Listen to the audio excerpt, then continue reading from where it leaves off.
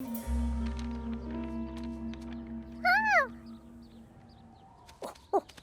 George! Perfect kite flying weather, huh? Oh, careful. I'll lose control. Flying a kite's all about control. But there was nothing in the world George wanted more than to fly a kite. You watch the kite till I get back.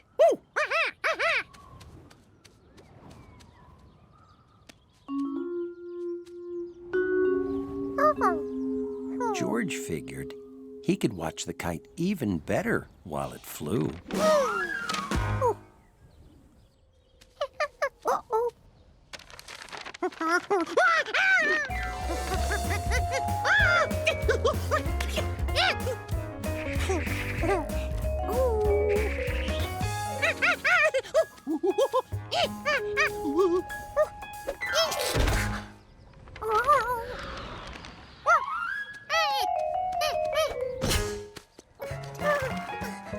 Hey, George! Lose your kite? I don't think I can reach it. Oh, careful there, fella, don't fall. Gotcha.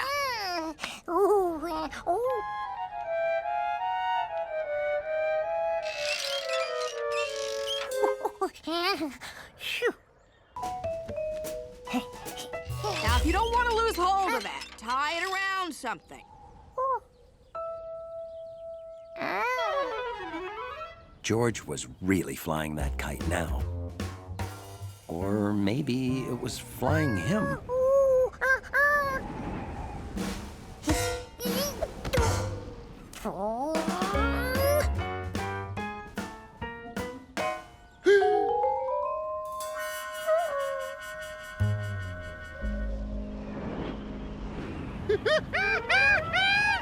You get it okay? Left without saying goodbye. City folk.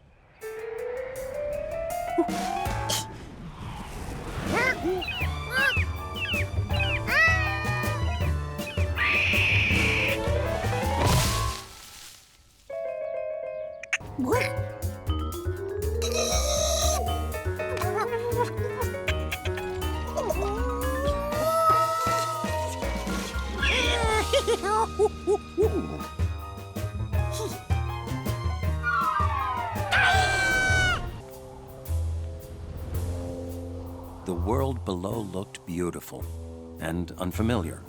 George wasn't even sure which way was home anymore. Oh, and the squirrel in his head was hungry. Flying was the best and the worst thing that had happened to him all day.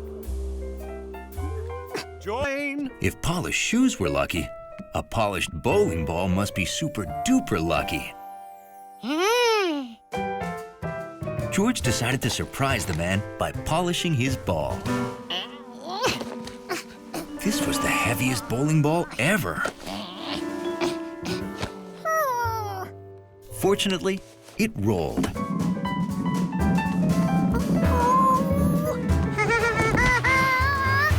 Unfortunately, it kept on rolling. In fact, bowling balls didn't seem to know when to stop rolling.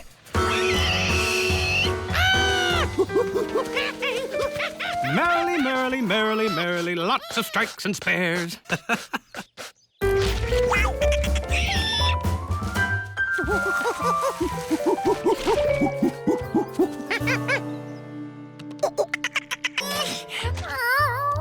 George had more polishing to do than ever.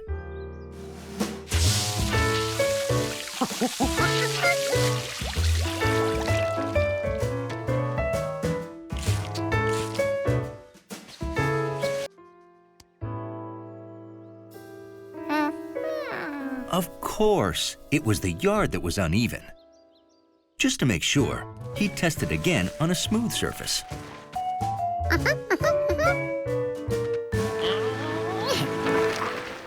The driveway was smoother, but it was a hill.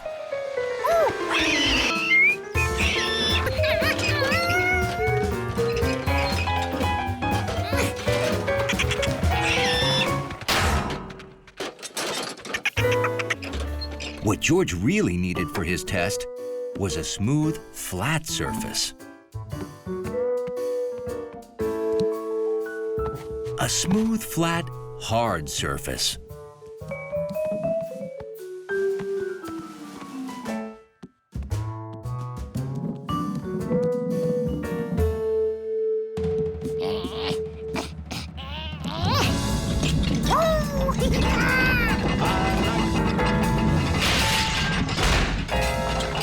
Could you do me a big favor and watch my boat while I'm gone?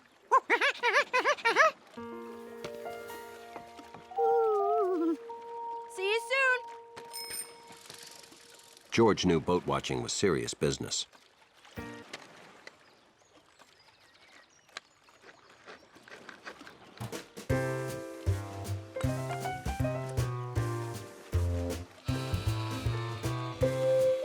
Commanding a ferry had been George's lifelong dream, ever since he first heard of them.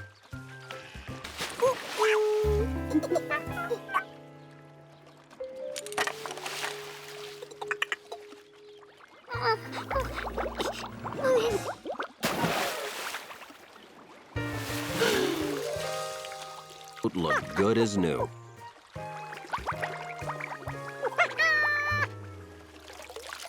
Maybe he just put it down the wrong way. Hey, George, how's it going?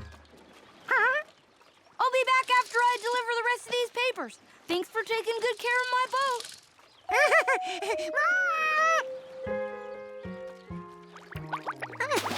Chef Pischetti's kitchen grabbed his nose.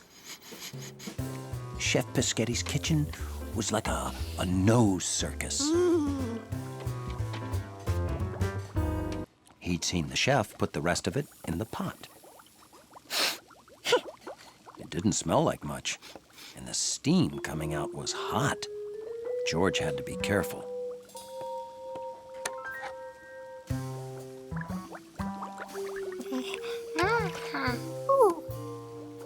It had changed. Maybe it wasn't just donut makers. Maybe all kitchens were magic. Here was a pot that turned crisp things into floppy things.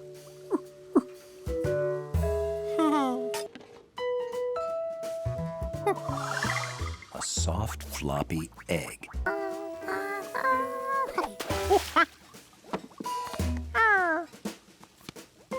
Good candidate for floppification.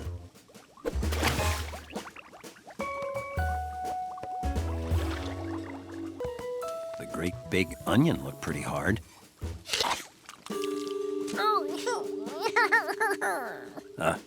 Well, didn't have to taste good, just turned floppy.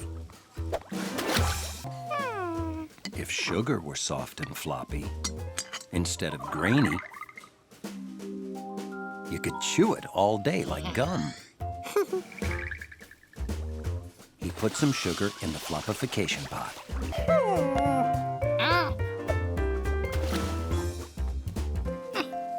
George was pretty sure the brown thing was a potato.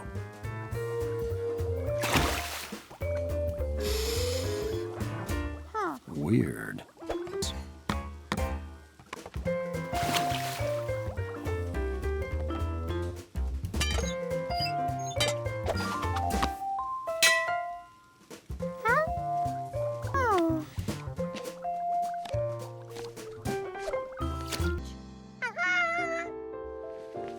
Are you warm enough? Remember, if you get cold, you can always come inside. All right, then. Be a good little monkey.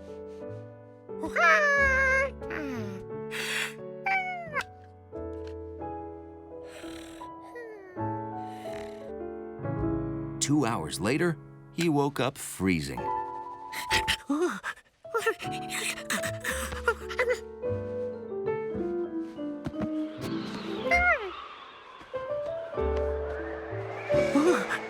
Maybe he should find some way to close his window.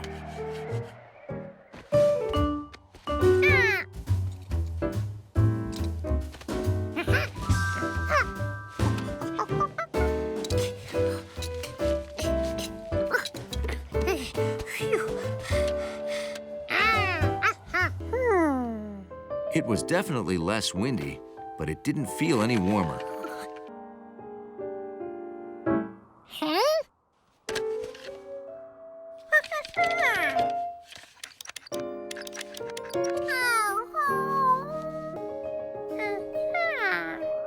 And maybe he still could. He could build his igloo right inside the house. A smaller igloo. It was nice and warm.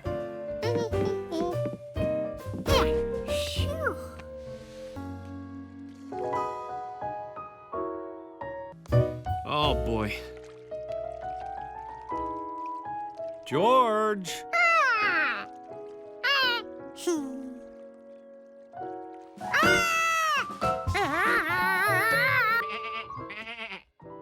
George figured he'd pass the time watching the sheep eat grass. A lot of grass. Oh no, a sheep was escaping.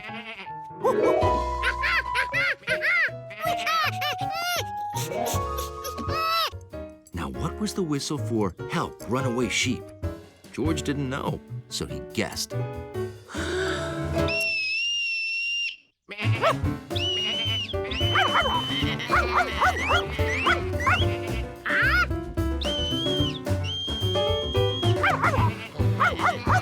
Wrong guess. Now George wondered how to whistle, "Come back." Another wrong guess.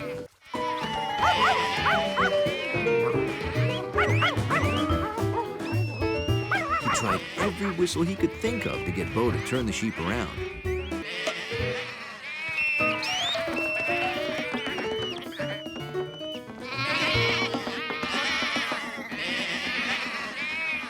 You were saying?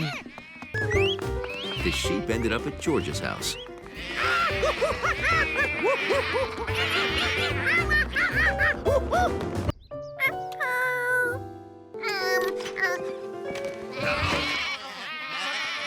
Oh, no. George? If you like juicy, there's nothing juicier than actual juice. Try the most delicious drink you'll ever drink, courtesy of me, Juicy J. It's got 5 fruits and vegetables.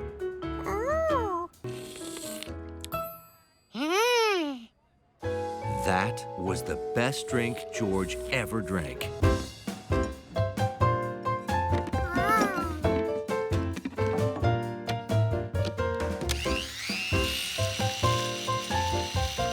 That's some juicer you've got there. Second best invention in the world.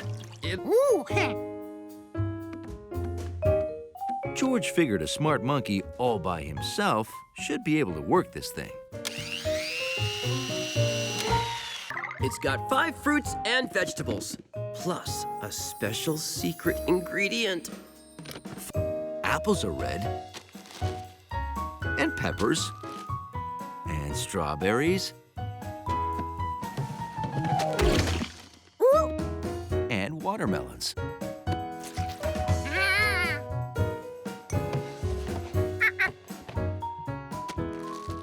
George didn't know what cabbage was, but it was the last red thing in the fridge.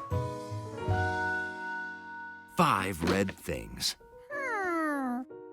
Now all George needed was a special ingredient. A red fish? Why not?